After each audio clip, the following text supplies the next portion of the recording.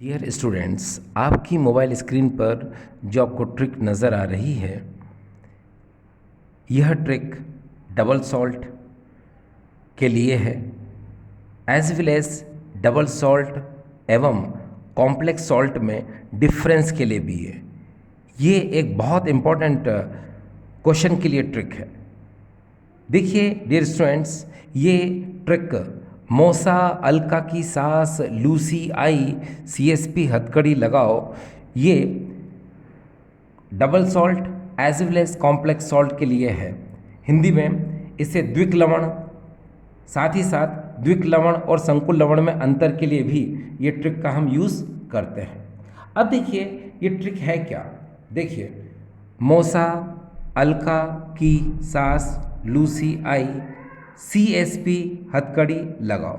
अब इसे हम एडजस्ट करते हैं। ये देखिए, मौसा मौसा, अलका अलका, की हटा दो, सास सास, लूसी लूसी, आई आई, सीएसपी सीएसपी, हथकड़ी लगाओ मतलब ये हथकड़ी लगाओ, हथकड़ी लगाओ मतलब हथकड़ी लगाओ। ये देखिए हथकड़ी लगाओ, तो ये मैंने एडजस्ट कर दिया। अब देखिए डियर स्टूडेंट्स, क्या होता है कि ये ट्रिक को आपको यहीं से एडजस्ट करना आना चाहिए। कैसे? जैसे मैं आपको बताऊं, मोहर सॉल्ट एलम कार्नेलाइट। एक बार फिर से देखिए, मोहर सॉल्ट एलम कार्नेलाइट, ये तीनों एग्जाम्पल होते हैं किसके डियर? डबल सॉल्ट के, यानी कि द्विक लवण के ये एग्जाम्पल है। एक बार फिर से देखिए, मोहर सॉल्ट एलम कार्नेलाइट। एक बार फिर से फील करिए आप, ये देखिए, मोहर सॉल्ट एलम कार्नेलाइट। ठीक डियर? अब देखिए आगे, stable in solid state but unstable in liquid state. एक बार फिर से समझिए, stable in solid state but unstable in liquid state. ये सॉलिड स्टेट में स्टेबल होते हैं लेकिन लिक्विड स्टेट में ये अनस्टेबल होते हैं। आगे, completely ionised, completely ionised, completely ionised, ये किसी भी सॉल्वेंट में और वाटर में कंप्लीटली आयोनाइज्ड हो जाते हैं अपने आयंस में। ठीक है? अब आपके दिमाग में उठ रहा होगा ये आयोनाइज क्यों होते हैं, तो सुनिए, इनमें ओनली आयनिक बॉन्ड होता है। आई मीन्स आयनिक बॉन्ड, इनमें ओनली आयनिक बॉन्ड होता है। आगे, इनके physical and chemical properties are similar to their constituent. Once more, इनकी जो फिजिकल एंड केमिकल प्रॉपर्टी होती है वो सिमिलर होती है उनके कॉन्स्टिट्यूएंट एलिमेंट के। ठीक है? और आगे इनको हम सिंपल ब्रैकेट से क्या करते हैं? शो करते हैं। एक बार फिर से देखिए डियर स्टूडेंट्स, आपको सिर्फ और सिर्फ यहाँ से बोलना आना चाहिए। आप चिंता मत करिए, ये नीचे की तरफ मैंने सब एक्सप्रेस भी किया है, लेकिन पहले थोड़ा सा एक बार और मैं इसको यहाँ से एक्सप्रेस करूँ आपके लिए। देखिए, Mohr salt alum carnallite, stable in solid state, unstable in liquid state, completely ionized due to ionic bond, it has only ionic bond, physical and chemical property are similar to their constituent and that is simple bracket। अब देखिए, वो students जो Hindi medium को belong करते हैं तो आप परेशान मत होइए, मैं थोड़ी देर में भी इसको एक्सप्लेन कर दूंगा। बिल्कुल, हिंदी में भी एज वेल एज इंग्लिश में तो कर ही रहा हूँ मैं। तो पहले मैं इसको डिक्टेट कर दूँ। ये देखिए, डिक्टेट मीन्स इसको मैं थोड़ा सा अच्छे से लिख दूँ। देखिए, मौसा मौसा, अब यहाँ मौसा का मतलब होता है मोहर सॉल्ट, ये देखिए मोहर सॉल्ट। ए एल का मतलब होता है एलम, ये देखिए एलम। अब सी ए का मतलब होता है सी ए कार्नेलाइट, ये मैंने कार्नेलाइट लिख दिया। अब देखिए यहाँ पर एस ओ एस, इसका मतलब होता है स्टेबल इन सॉलिड स्टेट, ये देखिए S O S, stable in solid state. अब एल यू का मतलब होता है अनस्टेबल इन लिक्विड स्टेट, ये देखिए L U means unstable in liquid state. फिर आगे देखिए, ये सी आई का मतलब देखिए यहाँ पर ये कंप्लीटली आयोनाइज्ड, ये देखिए कंप्लीटली आयोनाइज्ड। ठीक? अब देखिए यहाँ पर आई है तो आई का मतलब होता है आयनिक बॉन्ड, ये देखिए डियर आयनिक बॉन्ड। ठीक? अब आगे देखिए, सी एस पी, इसका मतलब होता है कि इसकी physical and chemical property are similar to their constituent element, ये देखिए physical and chemical properties are similar as their constituent. ठीक है? कॉन्स्टिट्यूएंट्स या फिर कॉन्स्टिट्यूएंट एलिमेंट्स एक ही बात है। फिर से देखिए, सिंपल ब्रैकेट तो ये देखिए यहाँ पर सिंपल ब्रैकेट मैंने लिखा है। तो आप समझ रहे हो ना, मैंने इसको डिक्टेट इसलिए किया है सिर्फ आपके लिए कि आपको ये डिक्टेट करना आ जाए कि इसका मतलब क्या होता है, क्योंकि जब आपको बोलना है तो सिर्फ इतनी ट्रिक से ही हमको यूज़ करना है। ये तो इसलिए कि सभी बच्चा लोग इसको इजीली समझ जाए, इसके लिए मैंने डिक्टेट किया। देखिए यहाँ पर मोसा मोहर सॉल्ट, एलम ये देखिए, c a carnallite, SOS stable in solid state, LU unstable in liquid state, CI completely ionized, I ionic bond, CSP means physical and chemical property are similar to their constituents, ठीक है। और simple bracket ये देखिए bracket, ठीक है। तो ये मैंने आपको बताने की कोशिश की है। अब देखिए इसको थोड़ा सा पहले मैं हिंदी में एक्सप्लेन करूं, फिर मैं आप सभी को थोड़ा सा टाइम लेकर मैं एक्सप्लेन करता हूं डियर, नो प्रॉब्लम। देखिए कैसे, देखिए ये जो ट्रिक है यहाँ पर मोसा अल्का की सास लूसी आई CSP हथकड़ी लगाओ, ये ट्रिक जो है डबल सॉल्ट यानी कि द्विक लवण के लिए है। और डबल सॉल्ट के जो एग्जाम्पल यानी द्विक लवण के जो एग्जाम्पल है वो आपके सामने है। देखिए यहाँ पर ये देखिए मोहर सॉल्ट, एलम, कार्नेलाइट, ये कार्नेलाइट। अब देखिए इसका मतलब क्या होता है, देखिए इसका मतलब होता है स्टेबल इन सॉलिड स्टेट। इसका मतलब होता है कि ये ठोस अवस्था में स्थायी होते हैं।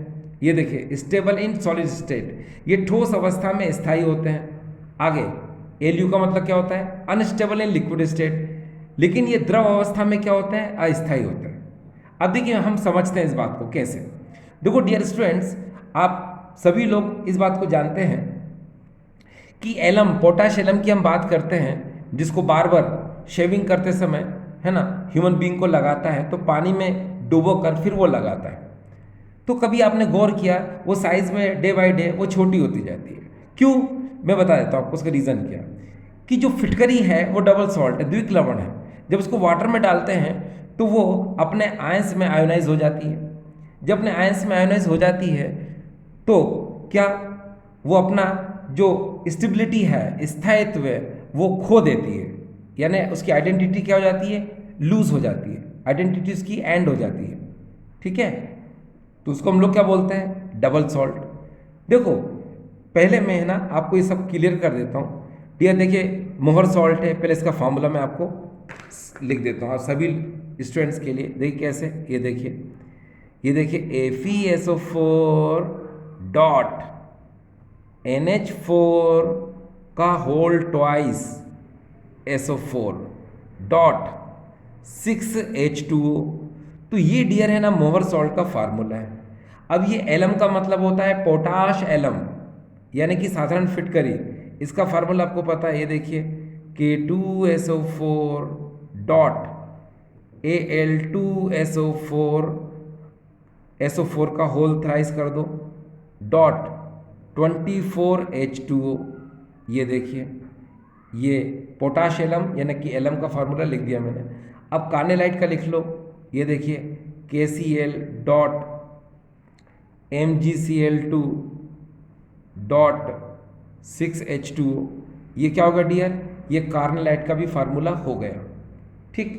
अब आपके दिमाग में एक बात चल रही होगी कि सर थोड़ी देर पहले आपने कहा कि ये स्टेबल होता है सॉलिड स्टेट में मगर ये अनस्टेबल होता है लिक्विड स्टेट में, इसको समझना ज़रूरी है। देखिए मैं आपको समझाता हूँ कैसे। ये मैंने एक पेज ले लिया है और इस पर समझाता हूँ। जैसे मान लो एग्जाम्पल के तौर पर कि ये मेरे पास एक ये पोटाशियम की ही बात कर रहा हूँ मैं, फिटकरी जिसको हम लोग बोलते हैं। ये देखिए डियर यहाँ पर K2SO4 डॉट ये देखिए Al2SO4 का whole thrice dot 24H2O suppose ये है। अब देखना मैं क्या करूँगा, मैं इसको वाटर में यानी कि पानी में इसको डाल दूँगा। तो आपको पता है कि जब फिटकरी पानी में नहीं डाली थी मैंने तो ये सॉलिड स्टेट में है। तो सॉलिड स्टेट में है तो ये क्या है डियर, ये स्टेबल है। स्टेबल मतलब ये स्थायी है। लेकिन जैसे इसको मैं पानी यानी वाटर में डालूंगा तो मालूम क्या होगा, ये अपने आयंस में आयोनाइज हो जाएगा। कैसे, जैसे K2SO4 है तो ये इस तरह से आयोनाइज होगा। प्लीज़ ज़रा समझिएगा सभी लोग। ये देखिए 2K positive plus SO4 2 negative, ये देखो ये इतना आयोनाइज हो गया। फिर Al2SO4 होल थ्राइस है, ये भी आयोनाइज हो जाएगा। देखो कैसे, ये 2Al 3 पॉजिटिव और प्लस 3SO4 2 नेगेटिव, ये भी आयोनाइज हो गया। और पानी तो पानी होता ही है, ये भी अलग हो गया 24H2। देखा आपने? तो ये इस तरह से क्या होगा कि जब फिटकरी होती है, पोटाश एलम होता है, तो सॉलिड स्टेट में तो स्टेबल होता है, लेकिन जैसे इसको वाटर में डालते हैं तो ये अपने आयंस में आयोनाइज हो जाता है, ये अपने आयन में आयनित हो जाता है, जिसकी वजह से क्या होता है कि वो फिटकरी जो है ना, उस वाटर में डिजोल्व हो जाती है, क्योंकि वो आयोनाइज हो चुकी होती है। ठीक है, तो इसीलिए हम कहते हैं कि सॉलिड स्टेट में तो ये स्टेबल है, लेकिन लिक्विड स्टेट में क्या ही है, अनस्टेबल है।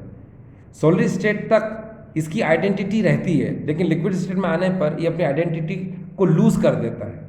ठीक है, और यही वजह हम बोलते हैं, क्या बोलते हैं कि इसके जो फिजिकल एंड केमिकल प्रॉपर्टी होती है वो इन कॉन्स्टिट्यूएंट आयंस के क्या होती है, सिमिलर होती है, क्योंकि ये अपने आयंस में ब्रेक हो जाते हैं, वापस से इनको कंबाइन कर दो, फिर से ये इसमें कन्वर्ट हो जाएंगे।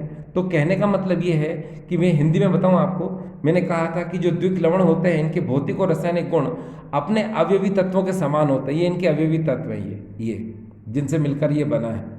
ठीक है, तो इनके भौतिक और रासायनिक गुण अपने अवयवी तत्वों के समान होते हैं, यानी कि इनको फिर से कंबाइन कर दो तो फिर से बन जाएगा, फिर से वाटर में डाल दो तो फिर से इसमें कन्वर्ट हो जाएगा, तो इसीलिए हम इसको ऐसा बोलते हैं।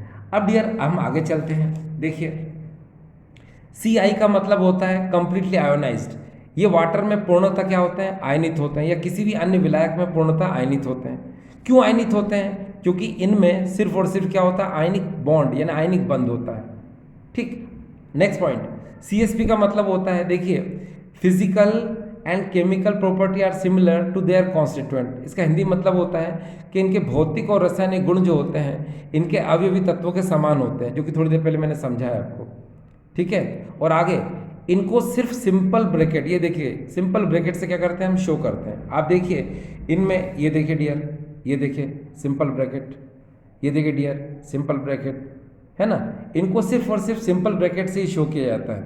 अब आपके दिमाग में एक चीज़ चल रही होगी कि सर आपके पास ये ट्रिक है, ये तो सिर्फ और सिर्फ डबल सॉल्ट के लिए ट्रिक आपने यूज़ की, और आपने तो कहा था कि double salt and complex salt दोनों में यूज़ होगी, तो मैं कहूँगा यस। देखिए, ये जो डबल सॉल्ट है इसका अगर आप अपोजिट कर दो तो क्या होता है, वो कॉम्प्लेक्स सॉल्ट की ट्रिक बन जाती है। कैसे बन जाती है, देखिए मैं बताता हूँ कैसे। देखो डियर, यहाँ पर ये 3 एग्जाम्पल तो इसके दिमाग में है ही आपके, मोहर सॉल्ट, एलम एंड कार्नेलाइट। अब आप क्या करिए कि कॉम्प्लेक्स सॉल्ट जो कि इतने दिनों से पढ़ रहे हैं, कम से कम 1-2 एग्जाम्पल तो आपको दिमाग में होंगे ही। चलो मैं 1-2 फेमस एग्जाम्पल आपको बता देता हूँ जो फेमस हैं। ये देखिए, जैसे K4FeCN6, ये हर बच्चे को आता है। तो किसका एग्जाम्पल है, ये कॉम्प्लेक्स सॉल्ट यानी कि द्विक लवण का है। ठीक है, तो चलो हम शुरू करते हैं। अब एग्जाम्पल देखिए, Mohr salt, alum and carnallite, ये एग्जाम्पल तो हो गए द्विक लवण यानी कि डबल सॉल्ट के।